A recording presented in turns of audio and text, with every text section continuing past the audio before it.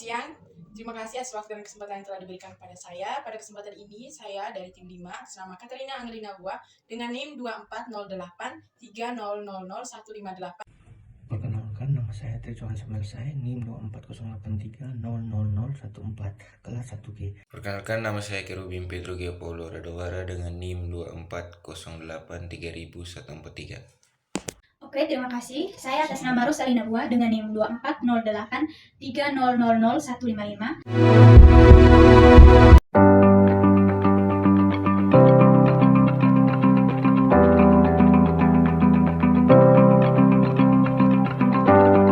Network Interface Card adalah perangkat keras yang digunakan untuk menghubungkan komputer atau perangkat lain ke jaringan. Network Interface Card bisa berupa kartu fisik yang dipasang di dalam komputer atau bisa juga berbentuk klip yang terintegrasi di mainboard. Fungsi utama dari NIC. Yang pertama, menghubungkan ke jaringan. Memungkinkan perangkat terhubung ke jaringan lokal atau LAN atau internet. Yang kedua, mengirim dan menerima data. Menerjemahkan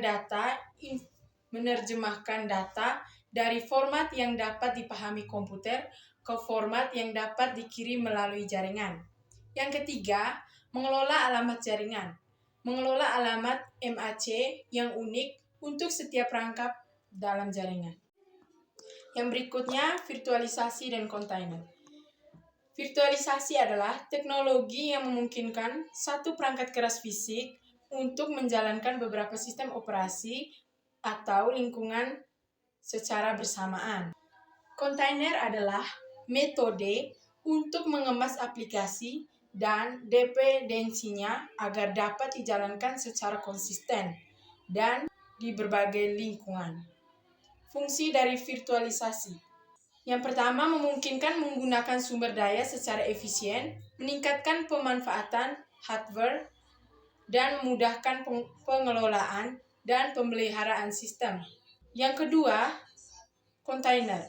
Fungsi dari kontainer yang pertama, memberikan isolasi yang lebih ringan dibandingkan dengan virtualisasi, memungkinkan pengembangan untuk membangun, menguji, dan menyebarkan aplikasi dengan cepat. Cara kerja virtualisasi. Virtualisasi bekerja dengan menggunakan hypervisor yang bertindak sebagai lapisan antara perangkat keras dan sistem operasi. Hypervisor dapat dibagi menjadi dua. Ada tipe 1 dan tipe 2. Tipe 1, bar metal. Bar metal berjalan langsung di atas perangkat keras seperti Virtual Machineware, Virtual Sphere, dan Microsoft Hyper Virtual. Tipe 2, hosted. Hosted berjalan di atas sistem operasi seperti Oracle VirtualBox dan Virtual Machineware Workstation. Kontainer mengandalkan kernel dari sistem operasi host untuk menjalankan aplikasi. Setiap kontainer berbagi kernel yang sama, tetapi memiliki ruang pengguna dan sistem file yang terpisah. Teknologi seperti Docker dan Kubernetes sering digunakan untuk mengelola kontainer. Di sini saya akan menjelaskan cara kerja dan penggunaan virtualisasi dan kontainer. Untuk virtualisasi sendiri, cara kerjanya yaitu menggunakan hypervisor untuk menjalankan beberapa aplikasi dalam satu mesin fisik. Masing-masing menggunakan sumber dayanya sendiri, dan juga untuk penggunaannya yaitu konsolidasi server, pemulihan bencana, dan pengujian perangkat lunak di berbagai lingkungan. Berikutnya adalah kontainer. Kontainer untuk cara kerjanya sendiri yaitu mengisolasi aplikasi dan dependensinya dalam lingkungan yang terpisah, menggunakan kernel OS yang sama sehingga tanpa memerlukan lingkungan yang terpisah. Untuk penggunaannya yaitu pengembangan dan pengujian aplikasi yang cepat, portabilitas yang tinggi, dan efisiensi dalam penggunaan sumber daya. Sekian dari saya. Jenis-jenis virtualisasi dan kontainer. Virtualisasi dan kontainer merupakan dua teknologi yang sangat penting dalam dunia komputasi modern. Keduanya memungkinkan kita untuk menjalankan berbagai sistem operasi dan aplikasi pada satu perangkat secara efisien. Poin pertama, virtualisasi. Virtualisasi adalah teknik yang memungkinkan satu perangkat keras untuk menjalankan beberapa sistem operasi secara bersamaan. Ini dilakukan dengan membuat mesin virtual atau VM yang merupakan salinan virtual dari perangkat keras secara fisik. Setiap VM memiliki sistem operasi sendiri, aplikasi, dan sumber daya yang dialokasikan. Yang kedua, jenis-jenis virtualisasi. Virtualisasi sistem operasi atau OS virtualization. Jenis virtualisasi yang paling umum di mana sistem operasi tamu dijalankan di atas sistem operasi host. Contohnya adalah VMware, VM Workstation, VirtualBox, dan Parallel Desktop. Virtualisasi perangkat keras atau hardware virtualization. Virtualisasi ini memungkinkan perangkat keras fisik untuk dibagi menjadi beberapa mesin virtual. Contohnya adalah Intel VTX dan AMD V. Virtualisasi server. Virtualisasi server memungkinkan beberapa sistem operasi untuk dijalankan pada satu server fisik. Ini memungkinkan penghematan biaya dan peningkatan efisiensi. Virtualisasi desktop. Virtualisasi desktop memungkinkan pengguna untuk mengakses desktop mereka dari perangkat apapun. Ini memungkinkan fleksibilitas dan mobilitas.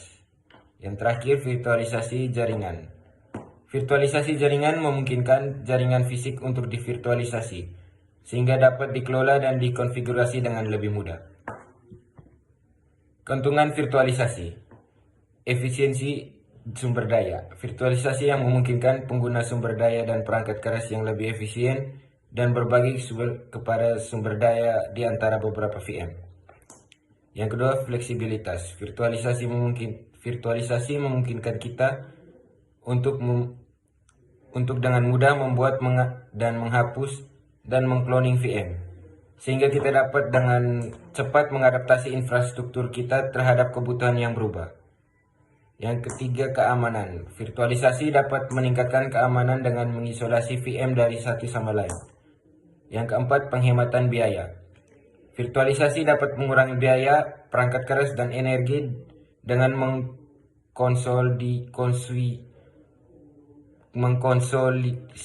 mengkonsolidasikan beberapa server fisik ke satu server. Poin kedua, kontainer. Kontainer adalah cara untuk mengemas aplikasi dan semua dependensi mereka dalam satu paket yang dapat dijalankan di mana saja.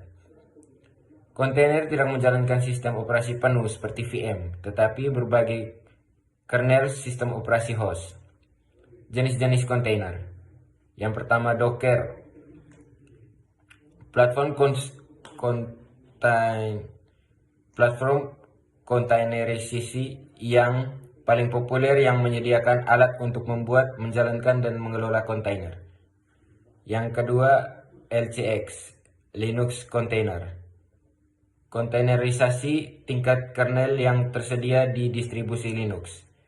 Yang ketiga, Podman, alternatif untuk Docker yang lebih ringan dan lebih aman. Yang keempat, RKT, platform kontainerisasi yang dikembangkan oleh CoreOS. Yang poin ketiga dan terakhir adalah keuntungan kontainer. Keuntungan kontainer.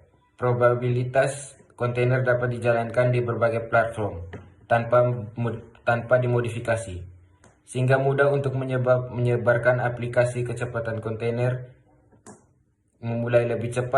Akan membahas tentang spek hardware untuk sistem virtualisasi dan kontainer. Oke, yang pertama ada CPU. Di CPU, prosesornya minimal 4 core, baik jika menggunakan prosesor dengan lebih banyak core dan thread seperti AMD Ryzen atau Intel Xeon. Di dukungan virtualisasinya, pastikan CPU mendukung VT, Intel atau AMD virtual. Terus yang kedua ada RAM, minimum 8 GB, lebih baik 16 GB atau lebih untuk beban kerja yang lebih berat. Rekomendasinya Pertimbangkan 32 GB atau lebih jika menjalankan banyak virtual machine atau kontainer. Yang ketiga ada penyimpanan. Tipenya solid state drive untuk kecepatan baca atau tulis yang lebih baik. Kapasitasnya minimal 256 GB, lebih baik 512 GB atau lebih untuk menyimpan sistem operasi dan data. Nah, yang keempat ada jaringan. Kartu jaringan Gigabyte Ethernet untuk kecepatan koneksi yang lebih baik. Dukungan untuk VLAN dan virtual networking jika diperlukan. Nah, yang kelima ada motherboard. Pastikan motherboard mendukung semua komponen yang dipilih untuk memiliki slot ekspansi yang cukup untuk kebutuhan di masa depan. Yang terakhir ada power supply. Pastikan power supply memiliki daya yang cukup dan sertifikasi efisiensi yang baik atau seperti 80+. Oke, sekian spek hardware untuk sistem virtualisasi dan kontainer. Terima kasih.